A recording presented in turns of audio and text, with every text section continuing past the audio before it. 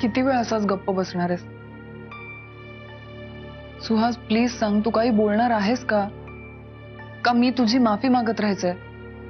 नको मागूस माफी, खरंच नको मागूस.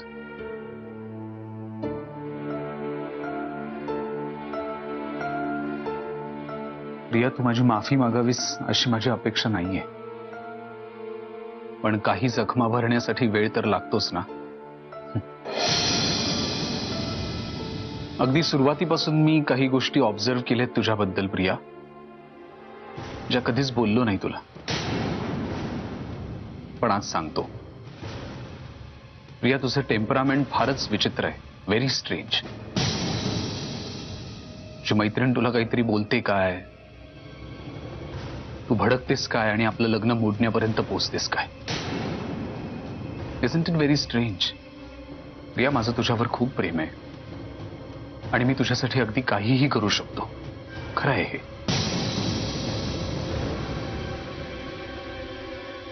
पण लग्न नुसतं प्रेमावर टिकत नाही ना. त्यामुळे मला असं वाटतंय आता की आपण थोडं थांबावं आणि पुन्हा एकदा सगळ्या गोष्टींचा नीट विचार करावा. हो, नाहीतर लग्नानंतर मिसअंडरस्टँडिंग्समुळे आपल्यात फक्त भांडणं होत राहतील आणि आपल्या दोघांचंही आयुष्य मिझरेबल होऊन जाईल. So I think we should wait and think over it again. तुझी लायकी तरी आहे का माझ्या बरोबर लग्न करायची? मी एकदा मंजिरी समोर हा बॉम्ब फोडला ना की तू काय माझ्याशी लग्न मोडणार रे? तुझ्याच पायाखालची जमीन सरकेल की नाही ते बघ.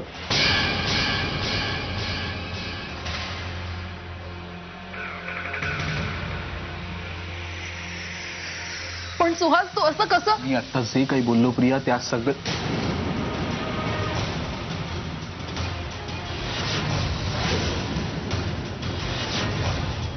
काय झालं प्रिया?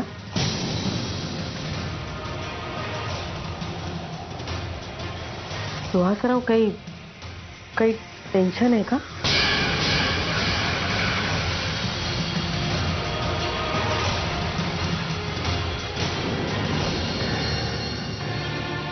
काय झालंय मला सांगणार आहे का कुणी? सुहासराव, नाही मावशी, काहीच नाही. काहीतरी झालं एवढं नक्की. म्हणजे तुम्ही दोघं बोलत होतात एकमेकांशी आणि मी आले आणि तुमचं बोलणं थांबलं. नाही ते मावशी, मी सांगते काय झालं ते. खर तर प्रॉब्लेम असा आहे की मी सुहासच्या बाबतीत ओव्हर पॉझिटिव्ह आहे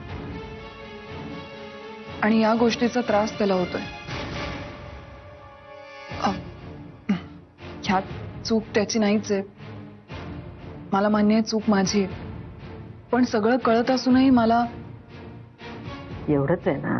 हो, एवढंच आहे, भाग्य काही नाही. म्हणजे खरं तर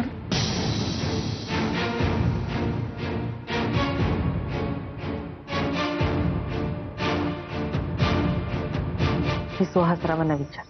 एवढंच ना? आता काय बोलू मी यावर? मला काही सुचत नाहीये, पण तुमच्या दोघांमधला अबोला संपावा म्हणून तरी मला बोललंच पाहिजे. मी तुमच्या समोर प्रियाची कड घेऊन बोलते असं नाही, मला राहवत नाहीये म्हणून बोलते. तुम्ही खूप नशीबवान आहात सुहासराव, प्रियासारखे जोडीदार तुम्हाला लाभले.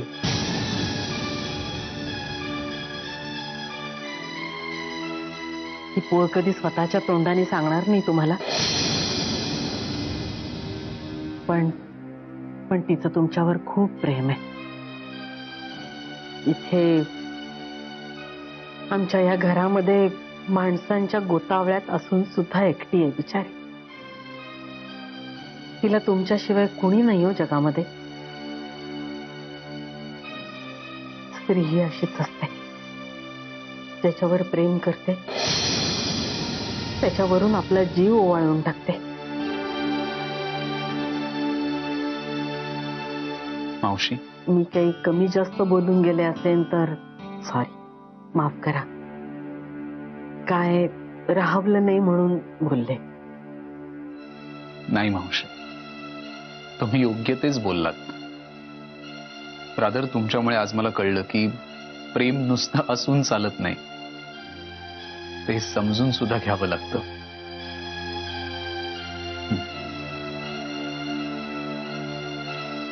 Priya, Priya, I am sorry. I am extremely sorry. Suhas, चला आता खाली नाश्त्याला चला. शिरा करते, तोंड गोड करूया. हं?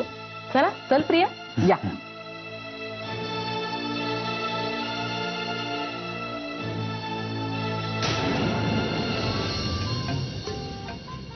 अगं आई ग देवा, जमले रे देवा. देवा मेले ग, आता असं पण म्हणशील ना? हो म्हणणारच ते. दमछाक झालीये नुसती माझी. एवढं सगळं सामान घेऊन आलीये मी, माहितीये. काय ग, 100 रुपयाची भाजी घेतेस आणि हिशोबात 200 रुपये लावतेस आणि म्हणे दमछाक झाली माझी. ओ गौरांगराजे, मुधोळकरांच्या घरातला हिशोब आपण कधी बघितलाय का? माझ्या पदरचे पैसे द्यावे लागतात काही काही वेळेला गाडी भाड्याला. एवढं सामान घेऊन यायचं असतं काय? उचलून आणू एवढं सगळं सामान डोक्यावर? मुधोळकर सुद्धा ना किती खातात. खरंय खरंय. काय खरं काय खरंय? मी आत्ता घेतला ना एक घास, इतकं वेळ तूच चरत होतास ना. हे ऐक, मुद्द्याचं ऐक. प्रिया आली होती आपल्या रूम मध्ये. कशाला? तिला तुझा लॅपटॉप हवा होता. मी म्हटलं जा घेऊन. माझा लॅपटॉप? हा, तिला लग्नासाठी काही डिझायनर वेअर्स बघायचे होते. म्हटलं आहे तिथे, घेऊन जा. घेऊन जा. दानवीर करणच ना तू. आईचे देवर बाईजी उधार. लॅपटॉप माझा, देणार तू. जा घेऊन ये परत. एवढी वटवट करण्यापेक्षा ना जा, जाऊन घेऊन ये. तू दिलास ना, तू घेऊन ये, जा. मी कशाला आणू? माझा थोडीच आहे. अशी.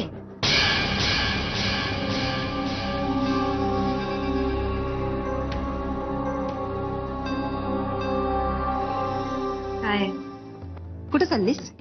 मसनात येत आहे बरोबर? नाही, माझं की अजून लगीन व्हायचंय. आत्या, हा सगळा फालतूपणा करायला ना माझ्याकडे वेळ नाहीये आणि माझी इच्छाही नाही तुमच्याशी भांडायची. मला जाऊ द्या, माझ्याकडे अजिबात वेळ नाही. गाई पण माझ्याकडे लई वेळ आहे ना. आणि असं मी तुझ्या संग भांडाय मला लई मजा येते आणि लई गंमत वाटते, पण मला अजिबात मजा येत नाही. मला जाऊ द्या, मला काम आहे. तुला मी आज जायला सांगितलं. तुमचं ऐकायला तुम्ही कोण, राणी एलिझाबेथ? काय नोकर आहे तुमची तुमचं सगळं ऐकायला? हायच मी राणी, आणि तुला माझं ऐकावंच लागल. हो आत्या, काय म्हातार चळ लागलाय का तुम्हाला? त्या रिकाम टेकड्या म्हाताऱ्या माणसांना काही कामं नसतात तसं उगाच मला अडवू नका. मला खूप काम आहे. जा तुम्ही तुमची कामं करा. हे ढुचके, लई बोलायलीस ना तू. जा, दारावर तो किराण्याचा पोर आले, त्याच्याकडे सामान घे आणि आत नेऊन ठेव. मी मग काय मी? जा की, नाहीतरी रिकाम टेकड्याच आहात ना. तुम्हीच म्हणालात आता. खूप वेळ आहे ना तुमच्याकडे. का मुधोळकरांच्या घरातली सगळी कामं मी एकटीनेच करायची असा लिखित नियम आहे? हे बघ, ज्याची कामं त्यांनी करायची असतात, कळलं? जा आणि सामान आण. आण म्हणलं ना, मी जाणार नाही. नका जाऊस. येऊ दे सत्याला, मग त्याला सांगतेच. बघ र बाबा, घरात 2-2 सुना आहेत, पण काम मलाच करावं लागते. हीच माझी या घरात किंमत. आते, काय झालंय? अहो, तो किराणा सामानवाला मुलगा आला बाहेर. मगापासून उभा आहे बाहेर, जाऊन बघा कोणीतरी. मी चाललेच होते, बाहेरच निघाले होते. आज त्यांनी मला थांबवून घेतलं. म्हणाला काम नसेल तर माझ्याशी गप्पा मारत. आते, लोकांना कामं करू दे. तू जा बघ, तुझ्या खोलीत जाऊन जितेंद्रचा पिक्चर बघ. जा. नग जितेंद्र नग. हल्ली मला रणबीर आवडते, त्याचाच पिक्चर बघ.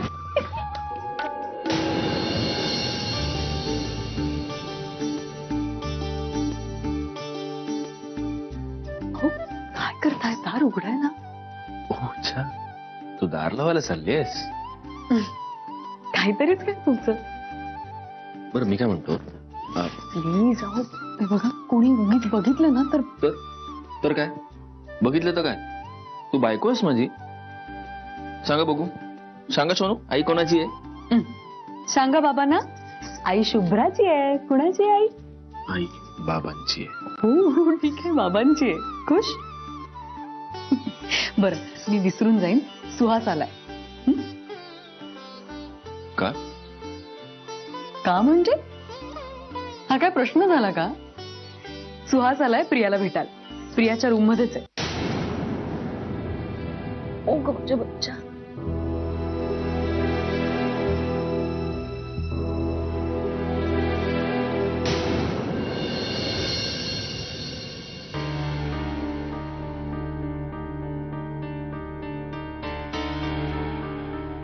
अहो अहो आई बोलवतात तुम्हाला. त्या सुहास आणि प्रियाशी बोलतायत. त्यांनी तुम्हाला पण बोलवलं. जात जरा हे ठेव ना तिकडे.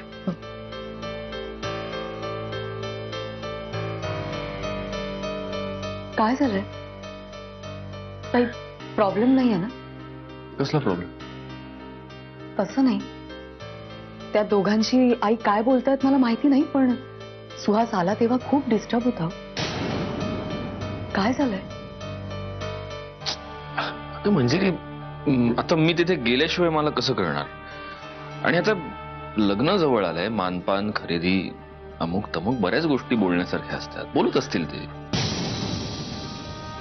तुम्ही खरं सांगता ना? हो. तुम्ही टाळताय कळताय मला. ठीक आहे, तुम्हाला आत्ता सांगावंसं वाटत नसेल ना, तर जेव्हा सांगावंसं वाटेल तेव्हा सांगा. मंजिरी, ए मंजिरी, लोक मला रागीट म्हणतात, पण माझ्यापेक्षा जास्त राग तुला येतो. आणि हे फक्त मला माहिती आहे. जगात चिडू नकोस.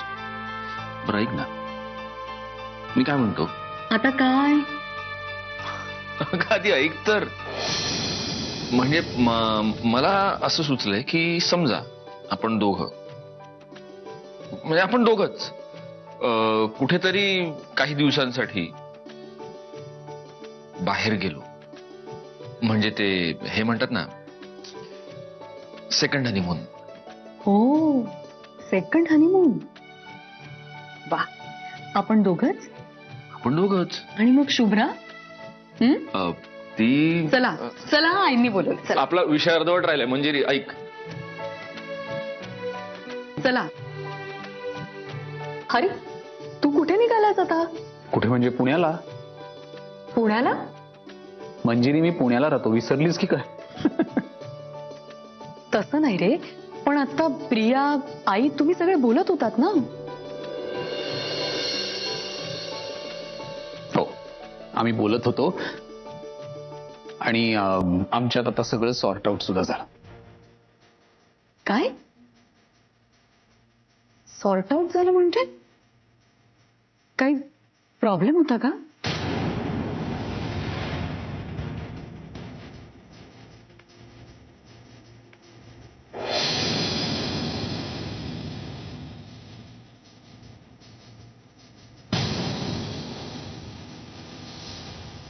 अरे त्यांच्याकडे काय बघतोय? प्रश्न मी विचारला ना तुला.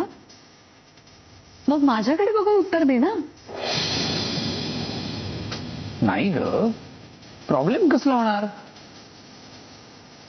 सॉर्ट आउट झालं म्हणजे पुढची बोलणी झाली सगळी. केटरर, डेकोरेटर, खरेदी वगैरे वगैरे वगैरे. एक मिनिट सुहास.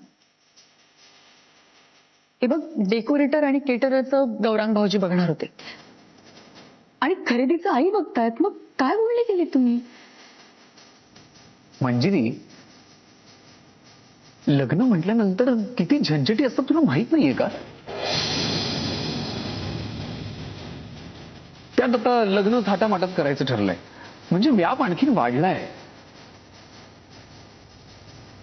त्याचबद्दल सगळी बोलणी चालू होती. म्हणून तर सत्यजित भाऊजींना पण बोलवलं होतं ना. ते आले नाहीत, मग शालिनी मावशीनेच सगळे डिसिजन्स घेतले. आईने ठरवलंय ना सगळं. मग झालं तर. प्रियाशी झालं ना बोलणं? हो, बोललो आम्ही. म्हणजे तिच्याशी बोलल्याशिवाय, तिला भेटल्याशिवाय कसा जाणार ना मी. बरं ठीक आहे, प्रियाने सांगितलं असेल तुला पण तरीही सांगते, सांभाळून जा. आणि प्लीज पोचलास ना की एक फोन कर मला. हो, निघू आता. नाही. Bye bye. बाय भाऊजी. बाय.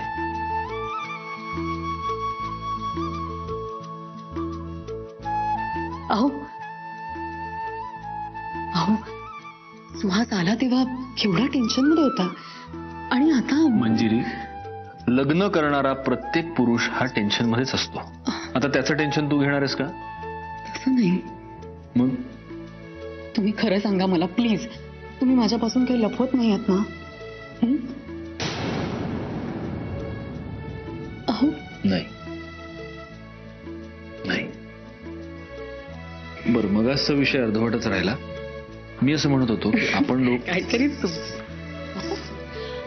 मी असं म्हणत होतो तुम्ही काय करताय? आपण हॉलमध्ये होतो ना. ते बघा, काय कॅमेरे बसवायला मी सांगितलं होतं, आले.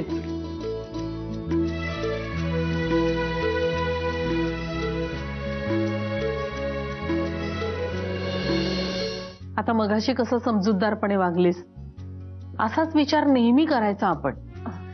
मान्य आहे की स्वतःला शांत ठेवणं प्रत्येक वेळेला शक्य नसतं. काय आपल्या आपल्या मनावर ताबा नसतो ना ग. पण तूच मला म्हणालीस ना की तुझ्या या अतिप्रेमाचा सुहासरावांना त्रास होतो म्हणून. हो.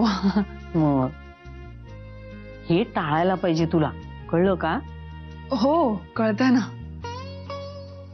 कसं करायचं माहितीये का, आपल्या रागावर कसा संयम ठेवतो की नाही आपण, म्हणजे तुमच्या भाषेत कंट्रोल, तर तसं आपल्या प्रेमावर सुद्धा कंट्रोल ठेवायचा. बरोबर आहे. कळलं ना? म्हणजे इतकं प्रेमही करू नये की समोरच्या माणसाची घुसमट व्हावी. काय कळतंय का मी काय म्हणते ते? हो, कळतंय ना. आणि सुहासरावांच्या बाबतीत तू निश्चिंत राहा ग. फार सभ्य आणि सज्जन माणूस दिसले मला. तुला सांगू का, ते जिच्या प्रेमात पडले असतील ना, ती पहिली मुलगी तूच, शेवटची पण तूच. त्यामुळे त्यांच्या बाबतीत तू तुझा विचारच करू नको. आता काय ते तुझेच आहेत.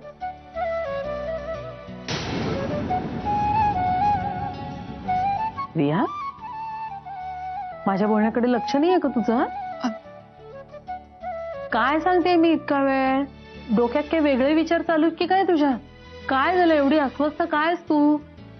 अगं नाही, अस्वस्थ कसली, काय नाही. ते आता मी तुला सांगितलं ना तर तू माझ्यावर चिडशील. आता मी का चिडेन तुझ्यावर? अगं सुहास बघ ना, आता एवढा रात्रीचा प्रवास करायला निघालाय, म्हणजे आता टेन्शन मला येतं ना. म्हणजे कधी पोचेल, व्यवस्थित पोचेल की नाही, फोन केल्यावर कसं मला कळेल तो काय. छान, म्हणजे एवढ्या वेळ मी जी काही बडबड केली त्याचा काही परिणाम नाहीये तुझ्यावर. अगं नाही, तसं नाही, पण एकदा बोलल्यावर मला पण. लावा फोन लावा. मी जे काही सांगितलं ना आता ते लक्षात ठेव. हो. आणि त्याप्रमाणे बोल त्याच्याशी. लक्षात आहे, लक्षात. आलेच आम्ही, आले.